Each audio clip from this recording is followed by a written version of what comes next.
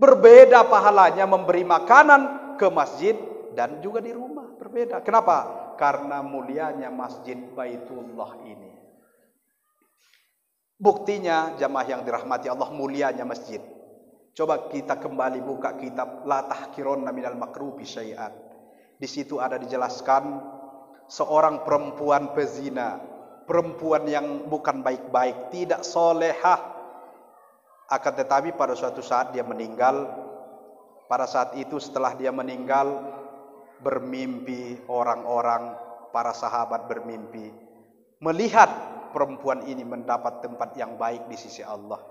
Ketika ditanya, wahai perempuan, amal apa yang engkau kerjakan sehingga Allah sayang sama engkau? Saya tak punya amal kebaikan. Saya dihina orang, dianggap orang perempuan durjana, dianggap orang perempuan yang tak tahu diuntung. Akan tetapi pada suatu hari saya lewat di samping masjid, saya melihat beberapa sampah di masjid, saya buang. Itulah yang diterima Allah. Perkara buang sampah, apalagi selalu ke masjid, apalagi hatinya selalu ke masjid, lebih dahsyat lagi pahalanya diberikan Allah dan balasannya nanti. Dan termasuk ini salah satu orang yang mendapat naungan nanti di hari yang tidak ada naungan kecuali naungan Allah Subhanahu wa taala. Assalamualaikum warahmatullahi taala wabarakatuh. A'udzu billahi minasyaitonir rajim. Bismillahirrahmanirrahim. Alhamdulillahillazi farada alaina bisiyami Ramadan. Wassalatu wassalamu ala rasulihil karim Sayyidina wa maulana Muhammadin amma ba'du. Qala Allah Ta'ala fil Qur'anil Karim wa huwa asdaqul qailin. A'udzu billahi minasyaitonir rajim. Bismillahirrahmanirrahim. Ya ayyuhallazina amanu kutiba alaikumus syiyam kama kutiba alal ladzina min qablikum la'allakum tattaqun. Wa qala Rasulullah sallallahu alaihi wasallam fi kitabil hadis, man salaka tariqan yaltamisu fihi ilman sahalallahu lahu tariqan ilal jannah. Shadaqallahul azim wa shadaqa rasulun nabiyul karim wa nahnu ala zalika minasyahidin wasyakirin walhamdulillahi rabbil alamin. Senantiasa kita bersyukur kepada Allah Subhanahu wa taala. Alhamdulillah, pada malam hari ini insyaallah kita sudah baca doa kunut. Malam yang ke-16. Alhamdulillah kita masih sehat walafiat. Walaupun 2 hari ini panasnya luar biasa, namun kita masih diberikan Allah sehat walafiat. Bapak dan Ibu yang saya hormati, perlu kita ketahui bersama bahwa Allah berikan kepada kita kesehatan.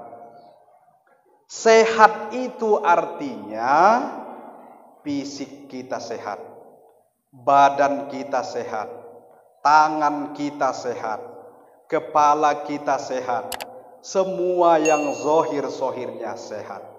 Kemudian walafiat. Afiat itu artinya rohaninya, akalnya, hatinya. Makanya ketika ditanya orang sehat, alhamdulillah sehat walafiat. Jangan satu saja. Kalau satu sehat, itu berarti fisiknya. Banyak orang sehat fisiknya, namun rohaninya tak sehat. Banyak di pinggir jalan tuh. Kemudian banyak juga orang batinnya, rohaninya sehat, namun fisiknya tak sehat, hanya bisa terbaring di tempat tidur banyak.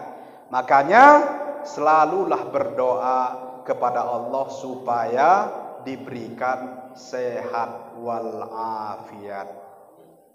Dua-duanya, 2 hal yang tak bisa dipisahkan. Kemudian salawat dan salam kepada Rasul. Allahumma sholli wa sallim alaihi. Ustaz, Solawat yang betul bagaimana? Kami tak pakai Sayyidina, tidak masalah. Kami pakai Sayyidina, enggak masalah.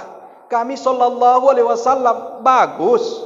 Yang salah itu yang tak mau baca solawat. Itu yang salah. Kata Rasul, man shalla alayya solatan sallallahu alaihi asyra marrat. Orang-orang yang membaca solawat satu kali saja, orang-orang yang lidahnya, lisannya mengucapkan solawat kepadaku satu kali, solawat atau rahmat Allah kepadanya 10 kali. 10 kali lipat. Bulan Ramadan lagi berlipat sampai tak bisa dihitung kelipatannya. Kemudian apalagi kata Rasul? Orang yang pelit itu ketika Rasul dan para sahabat sedang dialog. Kata Rasul, wahai sahabatku, tahu nggak kalian siapa itu orang yang pelit? Bakhil, kikir, codi, dan sebagainya. Tahu nggak? Kata para sahabat, orang yang tak punya harta ya Rasul, tak punya harta dia ya Rasul. Kata Rasul, bukan.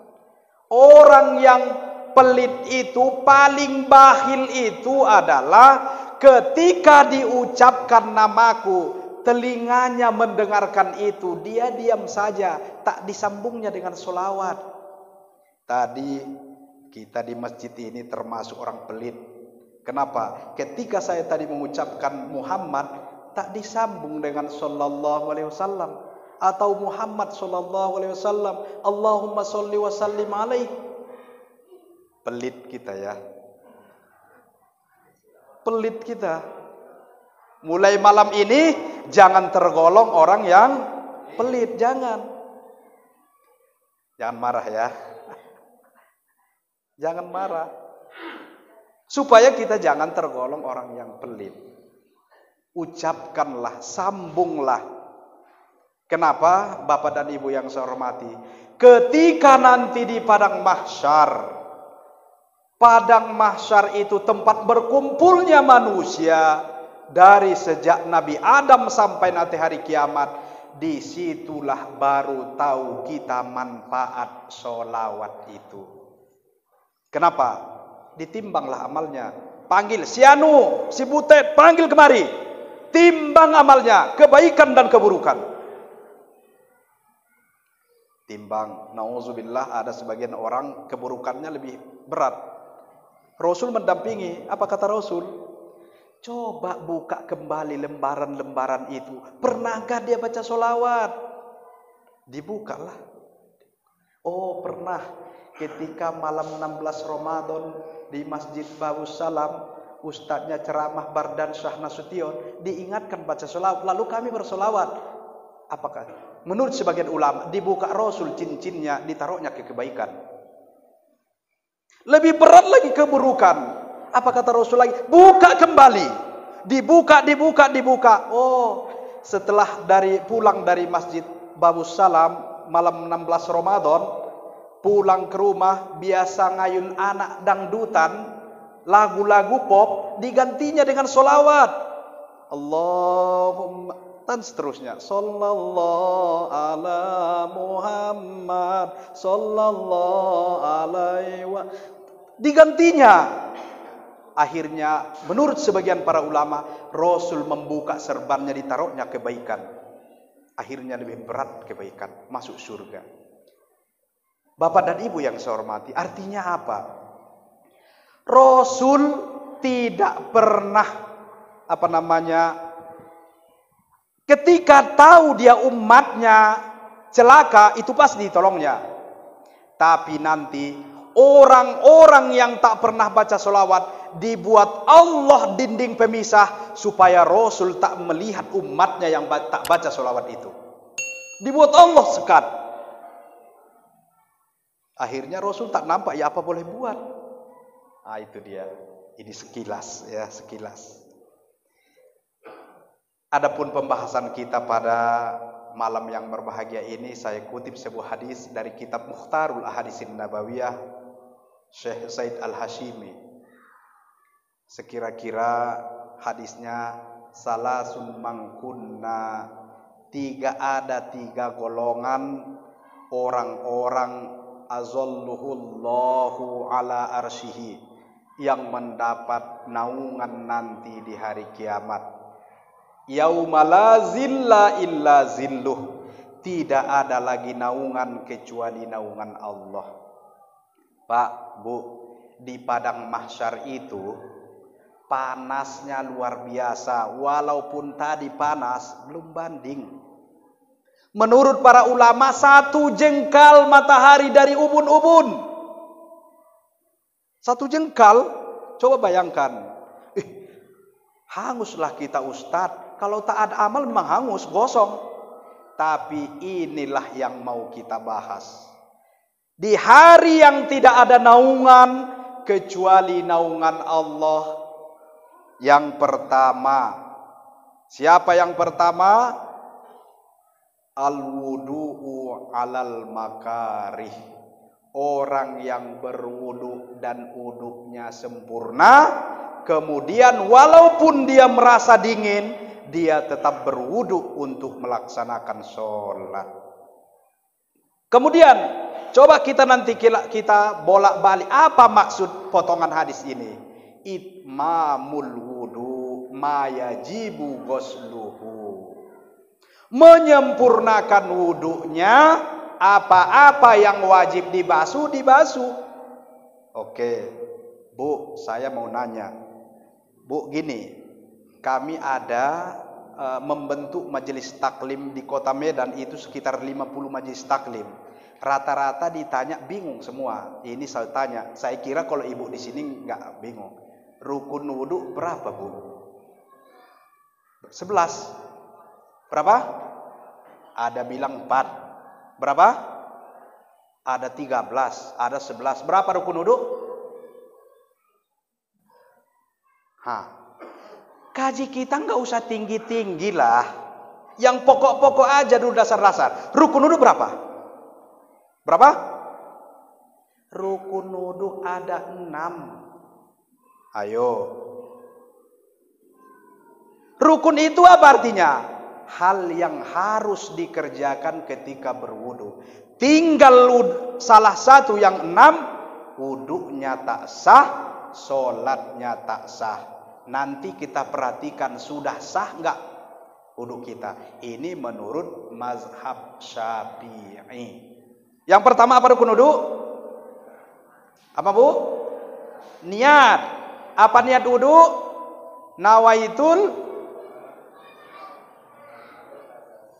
Nawaitul wudu'ah li rabbil hadasil asghari fardhon lillahi ta'ala. Itu niat salah. Coba kita bolak-balik lagi kitab-kitab fikih. An-niyatu mahalluhu fil qalbi wa lafzuhu sunnatun. Niat itu tempatnya di dalam hati, dan melafazkan nawaitu itu hukumnya sunnah. Berarti yang wajib itu dalam hati. Gak usahlah tinggi-tinggi kaji kita sampai ke langit, wudu aja kita pun tak bisa.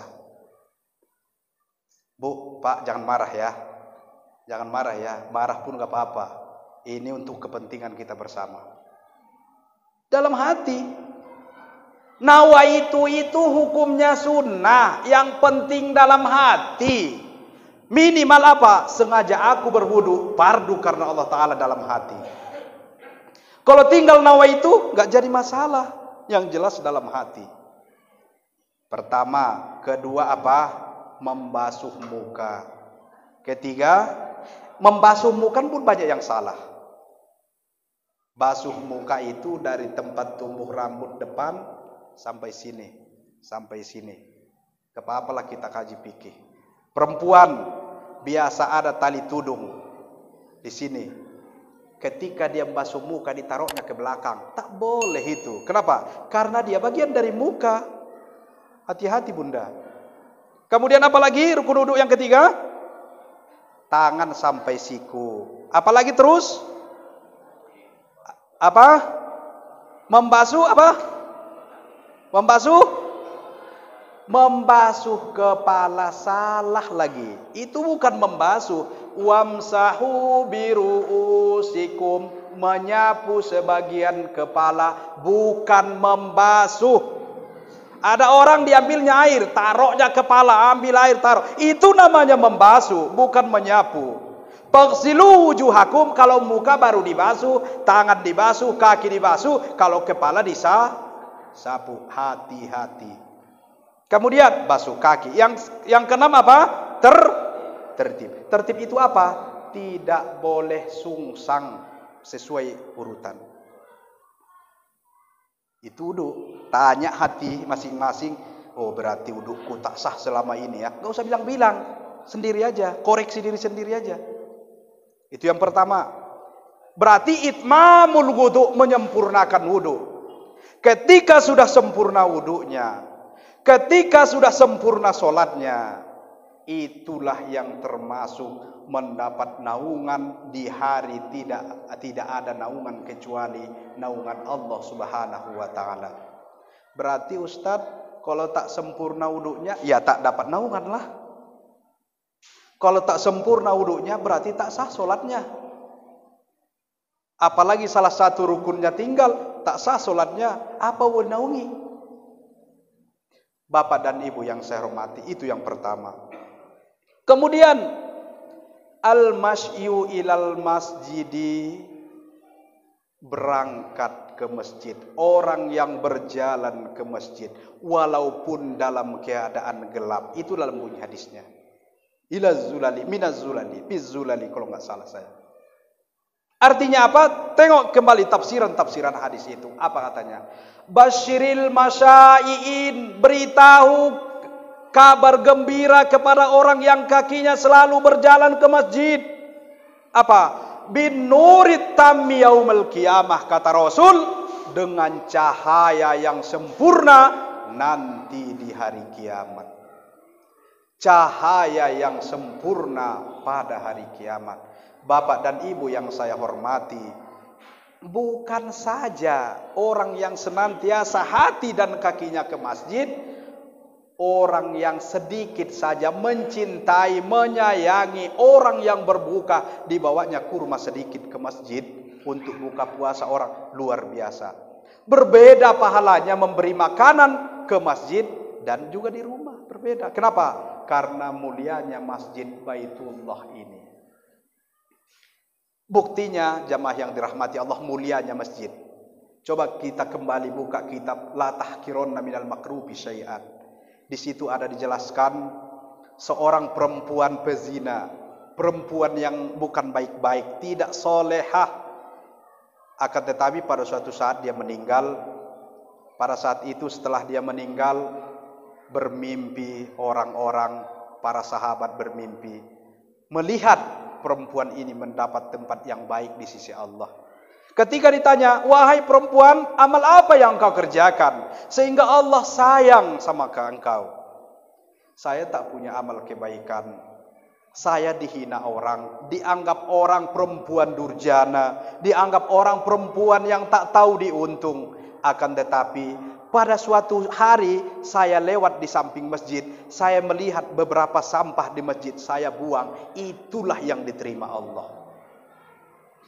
Perkara buang sampah, apalagi selalu ke masjid, apalagi hatinya selalu ke masjid, lebih dahsyat lagi pahalanya diberikan Allah dan balasannya nanti. Dan termasuk ini salah satu orang yang mendapat naungan nanti di hari yang tidak ada naungan kecuali naungan Allah Subhanahu wa taala.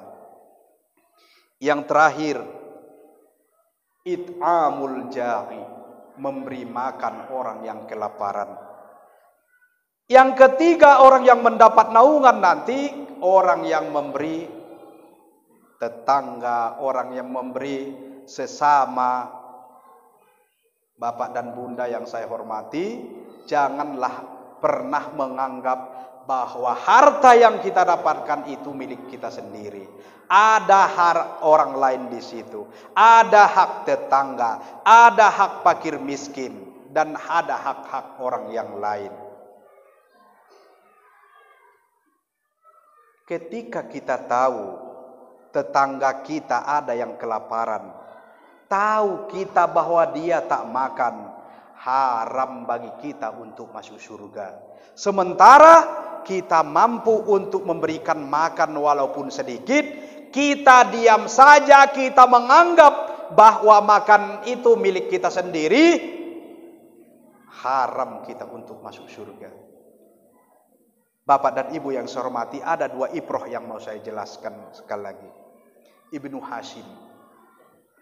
Ibnu Hashim terkenal dengan kesolihannya. Dia kalau jam-jam 3 pagi berwudu sholat tahajud. Suatu ketika dia bangun, berangkat dia ke sumur, dilihatnya ada di bibir sumur seorang laki-laki memegang sebuah buku catatan. Mencatat saja kerjanya. Kata Ibnu Hashim, Anda siapa? Saya utusan Allah. Ngapain di sini? Saya mencatat perbuatan-perbuatan kebaikan manusia. Wahai utusan Allah, kata Ibnu Hashim, tolonglah lihat ada enggak di lembaran di catatan itu namaku. Karena di situ namanya semua.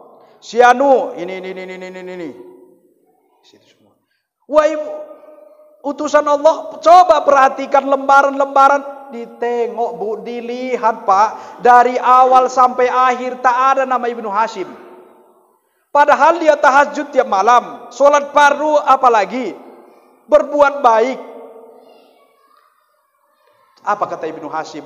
Wahai utusan Allah, coba periksa sekali lagi, coba pelan-pelan perhatikan hati-hati, ada enggak nama Ibnu Hashim? Wahai Ibnu Hashim, tak ada katanya.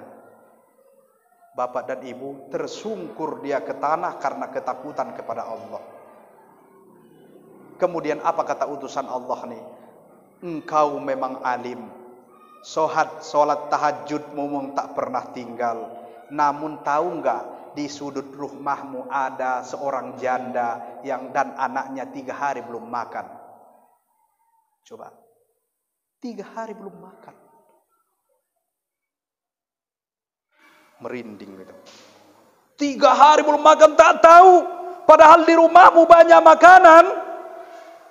Allah menghapus namamu dari catatan ini.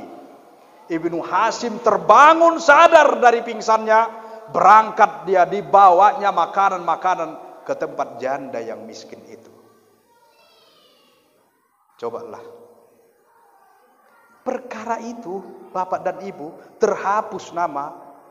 Nanti sampai di rumah koreksi dulu tetangga, ada yang tak makan. Apalagi ini puasa Ramadan. Nah, itu satu. Kemudian ibrah yang ketiga, walaupun sering kita sebutkan tidak apa untuk mengulang kaji, di dalam kitab Irsyadul Ibad dijelaskan Abdullah Al-Mubarak ketika berangkat naik haji. Setelah naik haji dia lelah, sudah tahallul, dia tertidur. Turun malaikat, 2 malaikat, dan malaikat ini terjadi komunikasi antara satu malaikat dan yang lain. Kam hajjul bihazal am, kata malaikat yang satu. Berapa orang yang haji tahun ini? 160.000. Berapa orang yang diterima hajinya dari 160.000? 1 pun tak ada yang diterima. Kata malaikat yang satu, kenapa begitu? Tunggu dulu. Tapi ada 1 orang pada tahun ini yang mendapatkan pahala haji mabrur walaupun dia tidak berangkat naik haji. Namanya Al-Muwaffaq. Di mana? Syria. Pekerjaannya penjahit sepatu. Bapak dan Ibu yang saya hormati, terbangun Abdullah Al-Mubarak, berangkat dia ke Syria. Biasa kebiasaan kita, pulang haji langsung ke rumah. Dia tidak berangkat, dicarinya sesuai dengan alamat dalam mimpinya, dicari. Jumpa, ada tukang jahit sepatu, Bapak Al-Muwaffaq. Iya. Pak, saya mohon maaf. Saya kepingin tanya, amalan Bapak apa? Seharusnya Bapak berangkat tahun haji tahun ini kan? Iya. Kok tahu? Saya begini cerita dia. Begini. Oh. Saya Pak, kata Al-Muwaffaq, Dulu istriku pernah hamil. Istri saya hamil, ngidam.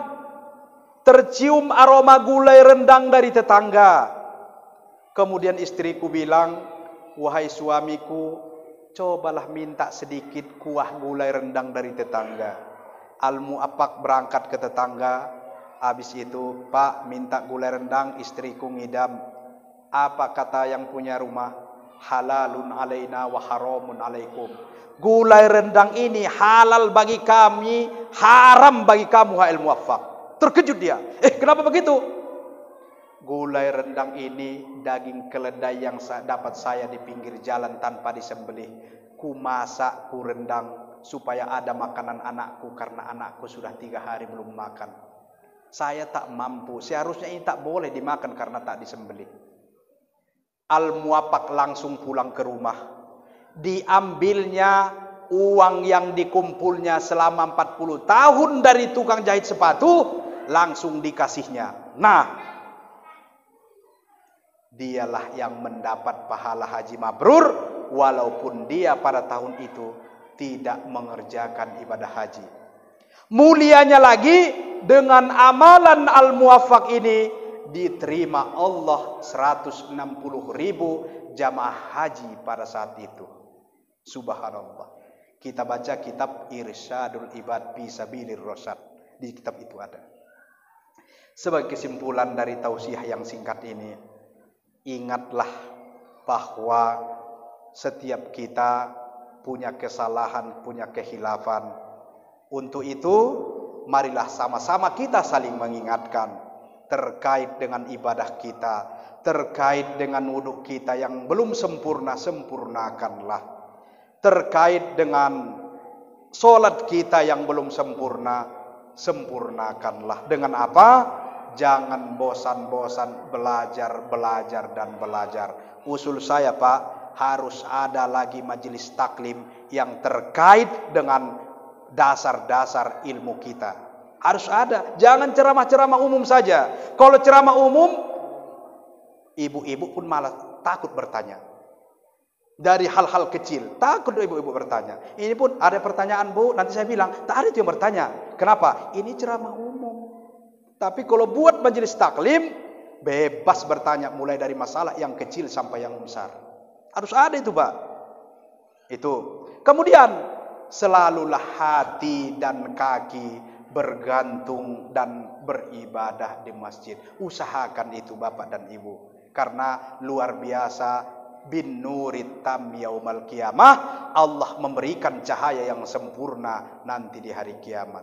Begitu juga dengan apa? Selalulah kita membantu kaum muslimin, kaum muslimat yang kurang beruntung menurut kita, terutama tetangga kita. Coba perhatikan tafsir Ibnu Katsir bahwa tetangga itu siapa? 40 rumah dari rumah kita, muka belakang. Ibnu Katsir itu tetangga. Berarti Pak, tahu kita di sudut sana tak ada makan, bukan tetangga samping aja. Tahu kita betul dia tak makan, tahu kita kemudian ada lagi lebih beras di rumah. Hati-hati kita, tak dapat naungan dari Allah. Saya kira itulah yang dapat saya sampaikan pada malam hari yang berbahagia ini kepada Bapak, para orang tua saya, bunda-bunda saya yang saya hormati, saya mohon maaf apabila ada kata yang kasar, kurang berkenan di hati, tidak ada maksud yang lain. Saya sudahi, kepada Allah mohon ampun, kepada Bapak dan Ibu mohon maaf. Wassalamualaikum warahmatullahi wabarakatuh.